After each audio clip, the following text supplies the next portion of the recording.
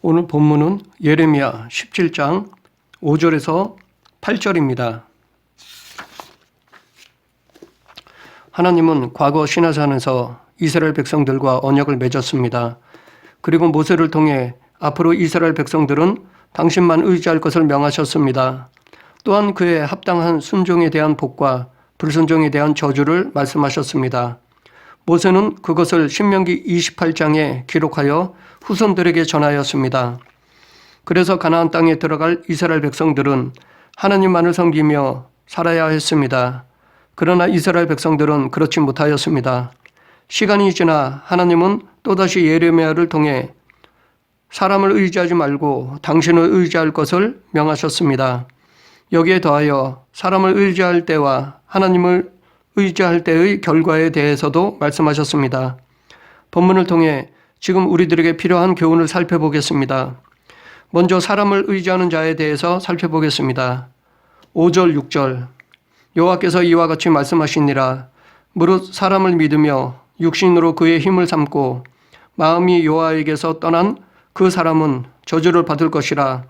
그는 사막의 떨기나무 같아서 좋은 일이 오는 것을 보지 못하고 광야, 간조한 곳, 건건한 땅, 사람이 살지 않는 땅에 살리라. 예레미야가 사역할 당시는 북이스라엘은 이미 망하여 존속하지 않았고 남유다는 멸망으로 치닫고 있었습니다. 바벨론의 느부갓네살 왕에 의해 남유다의 마지막 왕이 된 시드기야는 21세에 왕위에 올라 11년을 예루살렘에서 치리하면서 여호와 보시기에 악을 행하였습니다. 그는 하나님의 선지자 예레미야의 예언을 멸시하여 그 말씀을 듣지 않았습니다. 예레미야는 시드기야 왕에게 애굽을 의지하지 말고 바벨론을 섬길 것을 권하며 만일 그렇지 않을 경우 비참한 종말을 맞게 될 것임을 예언했습니다. 그러나 시드기야 왕은 하나님을 의지하지 않고 말씀에 불순종하였습니다.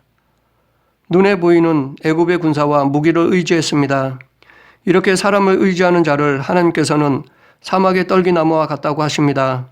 이 말은 유다 백성들이 하나님보다 사람을 더 의지했기 때문에 결국 사람이 살지 않는 사막의 떨기나무처럼 고독하게 버려진다는 것을 의미합니다. 이처럼 하나님을 떠난 인생의 말로는 비참 그 자체인 것입니다. 여기서 우리가 오해하지 말아야 할 것은 이 말은 무조건 사람을 의지하지 말라는 말이 아닙니다. 인간이나 동물은 어느 정도 부모나 어미의 도움을 받아야 합니다. 혼자 자립할 때까지 부모를 의지하며 살아야 합니다. 부모를 통해 필요를 공급받고 자립할 수 있는 훈련을 받아야 합니다. 이것은 하나님께서 주신 일반 은총입니다. 그러나 이 일반 은총은 하나님 안에서 이루어져야 온전한 것입니다. 하나님과의 바른 관계 안에서 일반 은총을 누려야 합니다. 그래야 일반 은총을 통해 하나님을 더 높이며 찬양할 수 있습니다. 이것이 일반 은총의 목적입니다. 그런데 여기서 말하는 사람을 의지하는 자는 하나님을 떠난 자를 말합니다. 다시 말해 하나님을 믿지 않는 자를 말합니다. 하나님을 믿지 않으며 사람을 의지하는 것은 우상숭배입니다. 또한 하나님을 믿어도 하나님보다 사람을 더 의지하는 것도 우상숭배입니다. 우리는 병이 들면 병원에 가야 합니다. 의술의 도움을 받아 치료를 받아야 합니다. 의술도 하나님께서 주신 일반 은총입니다. 하지만 그것만 전적으로 의지해서는 안 됩니다.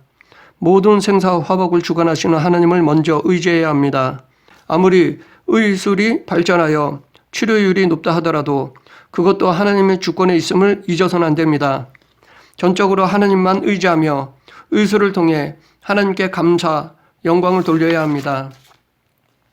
마음이 하나님을 떠나 사람을 의지하여 저주를 받은 예를 살펴보면 애굽과 아수르가 BC 605년 바벨론과의 갈그미스 전투에서 패하여 팔레스타인 지역의 주도권이 바벨론으로 넘어갔습니다. 남유다의 여호와김 왕은 팔레스타인의 새 주인인 바벨론을 애굽 대신 섬기지 않을 수 없게 되었습니다. 그러나 여호와김 왕은 처음부터 친애굽 정책을 원하던 자였으므로 후에 느부갓네살 왕이 애굽을 침범하다가 패하자 그것을 빌미로 바벨론을 배반하였습니다. 여호와김의 배신은 남유다 멸망의 직접적인 동기가 되었습니다. 왜냐하면 여호와김은 예레미야 선지자의 예언을 무시하여 하나님을 의지하지 않고 애굽을 의지했기 때문입니다. 예레미야 선지자는 여호야김에게 애굽을 쫓지 말고 바벨론을 쫓으라고 예언하였습니다. 그럼에도 불구하고 여호야김 왕은 하나님의 말씀을 듣지 않고 애굽을 의지했습니다. 여호야김 왕을 이은 여호야긴은 18세의 왕이 되어 예루살렘에서 3달의 짧은 기간 동안 다스렸습니다. 여호야긴 왕은 하나님의 징벌이 이미 시작되어 풍전등화와 같은 상황 속에서도 하나님을 의지하지 않고 악을 행하였습니다. 나라와 국민을 구하기 위해 하나님께 엎드려 회개하여도 충분하지 않은 상황에서도 여호야긴 왕은 악행을 저질렀습니다.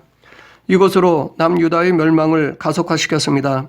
그리고 마지막으로 시드기야 왕도 불순종하여 남유다는 BC 586년 바벨론으로 말미암아 멸망했습니다. 요시야 왕이 죽은 후부터 유다는 몰락의 길을 걷게 되었습니다. 요시야 왕의 개혁 정책에도 불구하고 그의 뒤를 이은 왕들은 하나님의 뜻을 버리고 열조의 악행을 본받아 범죄를 저질렀습니다. 그들은 하나님의 선지자의 예레미야의 예언을 믿지 않고 이웃 나라를 의지하는 처세술로 자신의 왕권을 유지하려고 하였습니다. 그러나 하나님을 의지하지 않고 불순종하는 왕들의 하나님께서는 저주하셨습니다. 그러면 이번에는 하나님을 의지하는 자에 대해 살펴보겠습니다. 7절 8절 그러나 무릇 여호와를 의지하며 여호와를 의뢰하는 그 사람은 복을 받을 것이라. 그는 물가에 심어진 나무가 그 뿌리를 강변에 뻗치고 더위가 올지라도 두려워하지 아니하며 그 잎이 청청하며 가무는 해에도 걱정이 없고 결실이 그치지 아니함 같으리라. 하나님을 의지하며 의뢰하는 자는 복을 받습니다. 이렇게 당신을 의지하고 의뢰하는 자를 하나님께서는 물가에 심어진 나무와 같다라고 하십니다.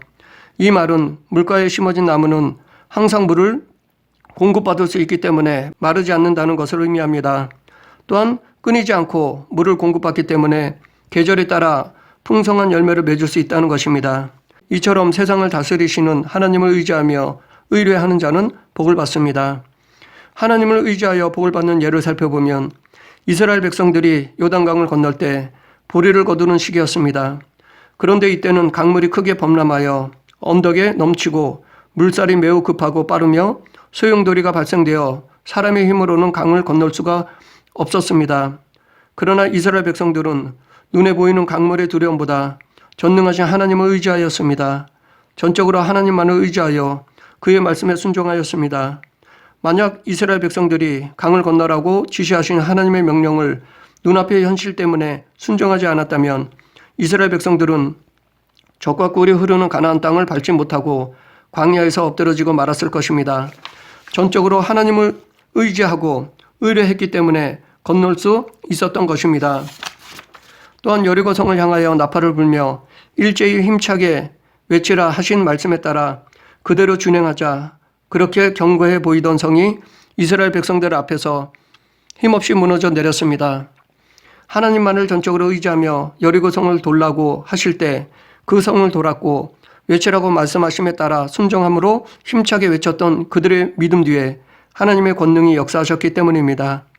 만약 하나님께서 외치라고 하셨을 때 그 명령이 너무나 엉뚱하고 이성으로 판단하여 도저히 따를 수 없다고 생각하여 일부 백성들만 외쳤다면 그와 같은 결과를 얻을 수 없었을 것입니다.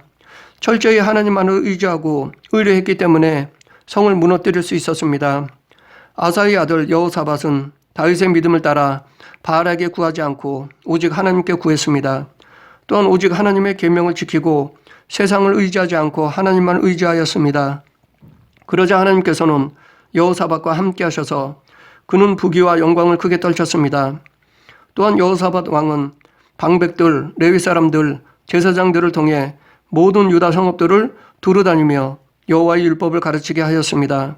이렇게 여호사밧이 하나님만을 의지하고 충성하자 유다 사방의 모든 나라에 두려움을 주셔서 여호사밧과 싸우지 못하게 하셨습니다. 그리고 블레셋 사람들이 예물과 조공을 바치고 아라비아 사람들도 짐승떼를 드리고 유다의 견고한 요새와 국고성을 건축하고 유다 여러 성에 공사를 많이 하게 하셨습니다. 오늘 본문은 하나님을 의지하느냐 사람을 의지하느냐에 대해 말하지만 이것을 더 확대하면 하나님을 의지하느냐 다른 것을 의지하느냐로 말할 수 있습니다. 그에 따라 그 사람이 누릴 복과 당할 저주에 대해 말씀하셨습니다. 우리는 여기서 인간은 누구를 의지할 수밖에 없는 존재라는 사실을 알 수 있습니다. 인간은 혼자 살 수 없는 존재입니다. 그래서 사람들은 모여서 사회를 이루고 살아갑니다. 서로를 의지하며 살아가는데 그런 중에서도 자기보다 더 강한 존재를 의지합니다. 그런데 우리가 의지하는 것을 나누어 보면 가장 먼저 두 개로 나눌 수 있습니다. 그것은 피조된 이 세상과 창조자 하나님입니다. 그래서 인간은 이 세상의 것을 의지하거나 아니면 하나님을 의지합니다. 인간은 반드시 이 둘 중에 하나를 의지할 수밖에 없습니다. 인간에게는 누구나 하나님으로 채워져야 할 자리가 있습니다. 그런데 믿지 않는 자는 그곳에 세상 것들로 채우려 합니다. 혹자는 자기는 자기 자신만을 믿는다고 하지만 문제 앞에서는 누구나 자기보다 더 강한 것을 찾을 수밖에 없습니다. 이처럼 인간은 누구나 무엇을 의지할 수밖에 없는 나약한 존재입니다. 그런데 인간은 누구를 의지하느냐에 따라 인생이 달라집니다. 즉, 그 결과가 다릅니다. 의지할 만한 존재를 의지하면 그 인생은 복되지만 의지해서는 안 될 존재를 의지하면 그 인생은 비참하게 됩니다. 다시 말해 본문에서 말씀하고 있듯이 사람을 믿으며 육신으로 그 힘을 삼고 마음이 여호와에게서 떠난 사람은 저주를 받습니다. 다시 한번 말하지만 아이가 부모를 의지하거나 다른 사람의 도움을 받아서는 안 된다는 말이 아닙니다. 허물과 부족함이 많은 사람을 하나님처럼 의지하거나 금방 있다가 사라질 물질을 하나님처럼 떠받들고 그것을 소유하고자 그것에 마음을 올인해서는 안 된다는 것입니다. 인간이 절대적으로 의존해야 할 대상은 사람들과 세상 만물을 지으신 창조주 하나님뿐입니다. 하나님을 의지하는 자만이 물가에 심겨진 나무처럼 푸르른 삶을 살 수 있습니다. 그런데 이 푸르름은 세상적인 형통만을 의미하는 것은 아닙니다. 이 말씀을 통해 우리의 삶을 돌아보았으면 합니다. 실제로 우리 주변에는 돈을 의지하여 사회에 무리를 일으키는 사건들이 발생되고 있습니다. 그러나 그들만 뭐라고 할 것이 없습니다. 우리의 삶도 들여다보면 하나님보다 사람을 더 의지하고 하나님보다 물질의 힘을 더 의지하며 살아가는 것을 보게 됩니다. 그들이 성도라 자부하여도 그 삶이 하나님을 의지하기보다는 사람과 혈육, 권세와 명예, 물질을 의지하는 것을 보게 됩니다. 그러나 성경은 분명히 이러한 삶은 결코 영원하지도 온전하지도 못하다고 말하고 있습니다. 사람들은 행복하기 위해 이런 길을 택하지만 결국 망하는 길이라고 성경은 가르치고 있습니다. 반면에 진정으로 행복하기를 원한다면 절대자이시며 복의 주체이신 하나님만을 의지하며 하나님께 우리의 문제를 맡겨야 합니다. 그러면 하나님께서는 당신을 의뢰하는 사람들에게 복된 삶, 승리의 삶을 살도록 이끄실 것입니다. 과거 하나님은 모세를 통해 이스라엘 백성들이 가나안 땅에 들어가기 전에 순종에 대한 복과 불순종에 대한 저주를 경고하셨습니다. 그 말씀은 아무리 시간이 가도 변치 않고 유다 말년에 예레미야를 통해 다시 밝히셨습니다. 이처럼 하나님은 변치 않으시는 분이십니다. 당신이 한번 약속하신 것은 반드시 지키시는 신실하신 분이십니다. 그런데 이 언약은 지금 영적 이스라엘인 우리들에게도 유효합니다. 그래서 지금 우리도 순종하면 복을, 불순종하면 저주를 받습니다. 그런데 이 복은 우리가 생각하는 것과는 다를 수 있습니다. 오늘 본문 6절이 사람을 의지하는 자의 결과에 대한 말씀이라면 8절은 하나님을 의지하는 자의 결과에 대한 말씀입니다. 그런데 8절의 말씀은 시편 1편 3절의 말씀과 같습니다. 시편 1편 3절에서도 시냇가에 심은 나무가 철에 따라 열매를 맺으며 그 잎사귀가 마르지 아니함 같다 라고 말하고 있습니다. 그런데 본문에서 물가에 심겨진 나무를 하나님을 의지하는 자라고 말하며 시편 1편 3절에서 복 있는 자라고 말하고 있습니다. 또한 이 복 있는 자를 여호와의 율법을 즐거워하여 그의 율법을 주야로 묵상하는 자라고 말하고 있습니다. 그래서 이것을 종합하면 하나님을 의지하는 자는 곧 하나님의 말씀을 주야로 묵상하는 자이며 또한 이런 사람이 이 세상에서 진정으로 행복한 사람이라는 것입니다. 또한 하나님을 의지하는 자는 마치 물가에 심겨진 나무와 같아서 비가 내리거나 내리지 않는 것에 영향을 받지 않고 그 잎이 항상 푸르고 결실이 그치지 않습니다. 다시 말해 외부의 어떤 상황 속에서도 굴하지 않고 열매를 맺을 수 있다는 것입니다. 더 나아가 고난 중에서도 행복을 누릴 수 있습니다. 하나님의 열매는 외부 환경이 어떠하더라도 하나님만 의지하면 반드시 맺을 수 있습니다. 그러므로 우리는 하나님께 합당한 열매를 맺지 못하는 것을 핑계댈 수 없습니다. 그런데 우리는 열매를 숫자적인 개념이나 물질로 환산해서는 안 됩니다. 눈에 보이지 않고 세상적으로 실패한 것처럼 보여도 하나님 나라의 상급을 쌓을 수 있습니다. 한 예로 한 선교사가 수십 년 동안 선교 활동을 하면서 부인과 자녀를 다 잃었습니다. 선교를 마치고 돌아오는 배에서 내리려고 하는데 길을 막고 대통령이 내릴 때까지 기다리게 했습니다. 화려한 빵빠레와 양탄자를 깔고 많은 사람들이 대통령을 맞이했습니다. 대통령이 떠나자 많은 사람들도 그곳을 떠났습니다. 그리고 나서 선교사가 배에서 내렸지만 아무도 그를 맞아주지 않았습니다. 그는 혼자 쓸쓸히 길을 걸었습니다. 그러면서 하나님, 저는 내 인생 전부를 하나님께 드렸고 내 소유 전부를 하나님께 드렸는데 맞아주는 사람이 아무도 없네요 라고 기도했습니다. 숫자적으로 보면 10명도 전도 못했고 물질적으로 보면 교회 하나 제대로 세우지 못했습니다. 그래서 세상적으로 보면 이 선교사는 실패한 사람이라 할 수 있습니다. 그런데 그때 하나님께서는 내가 천국에 올 때 하늘의 천군 천사를 다 동원해서 비파와 수군과 나팔을 불게 하며 천국에 있는 모든 사람이 다 너를 기쁘게 맞이하게 하겠다라고 말씀하셨습니다. 우리의 열매가 지금 당장 보이지 않을 수 있습니다. 이 세상에서 찾지 못할 수 있습니다. 그러나 하나님은 당신의 나라에 맺는 열매를 보십니다. 그러므로 우리가 하나님만 의지하면 반드시 열매를 맺을 수 있습니다. 우리나라는 비교적 강수량이 풍부한 편이라서 물가에 심겨진 나무나 다른 곳에 심겨진 나무가 큰 차이를 보이지 않습니다. 하지만 팔레스틴 지역의 경우는 다릅니다. 팔레스틴 지역은 비가 많이 내리지 않는 곳입니다. 그래서 요단강과 같이 물이 거의 사철 흐르는 곳에 심겨진 나무와 그렇지 않는 곳에 심겨진 나무 사이에는 그 성장이나 결실에서 큰 차이를 보입니다. 물가가 아닌 곳에 심겨진 나무는 비가 내리는 우기에는 성장하여 열매를 맺지만 비가 내리지 않는 건기에는 성장을 멈추고 열매도 없습니다. 이처럼 하나님을 의지하는 사람과 그렇지 않은 사람 사이에는 엄청난 차이가 있습니다. 하나님은 생명과 복의 원천이십니다. 그러므로 하나님을 의지하는 자는 마치 물가에 심겨진 나무가 항상 푸르름을 유지하는 것처럼 그 삶이 역동적일 뿐만 아니라 열매가 그치지 않게 됩니다. 혹 하나님을 의지하는 자에게 고난이 온다 하여도 두려워하지 않아도 됩니다. 왜냐하면 하나님을 의지하는 사람은 하나님의 은혜로 이 고난을 이겨내기 때문입니다.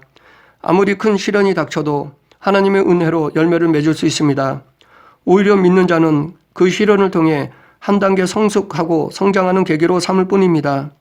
이 세상에서 하나님을 의지하는 사람이건 의지하지 않는 사람이건 시련과 어려움이 찾아오기 마련입니다. 하지만 그 시련, 어려움이 하나님을 의지하는 우리에게는 성장과 성숙의 기회가 됩니다. 더 좋은 열매를 거두는 복의 통로가 됩니다. 그리하여 성도는 시련을 두려워하지 않는 당당하고 흔들림 없는 삶을 살게 됩니다. 예수님께서도 당신을 반석에 비유하시면서 당신께 순종하는 자를 이 반석 위에 집을 짓는 것과 같다고 하셨습니다. 누구든지 나의 이 말을 듣고 행하는 자는 그 집을 반석 위에 지은 지혜로운 사람 같다. 그리고 비가 내리고 창수가 나고 바람이 불어 그 집에 부딪히되 무너지지 아니하나니 이는 주추를 반석 위에 놓은 까닭이요 라고 말씀하셨습니다.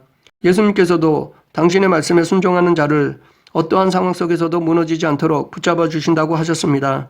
그러므로 우리는 하나님만 의지하면서 예수 그리스도께 순종하면 됩니다.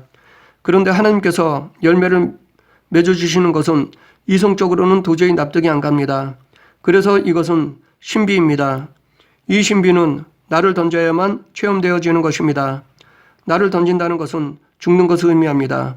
그래서 이 신비를 체험한 사도 바울은 내가 그리스도와 함께 십자가에 못 박혔나니 그런즉 이제는 내가 사는 것이 아니요 오직 내 안에 그리스도께서 사시는 것이라 라고 하였습니다. 또한 나는 날마다 죽노라 라고 하였습니다.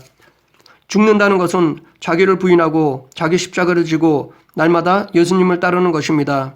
이렇게 내가 죽어야만 환경에 굴하지 않고 열매를 맺을 수 있습니다.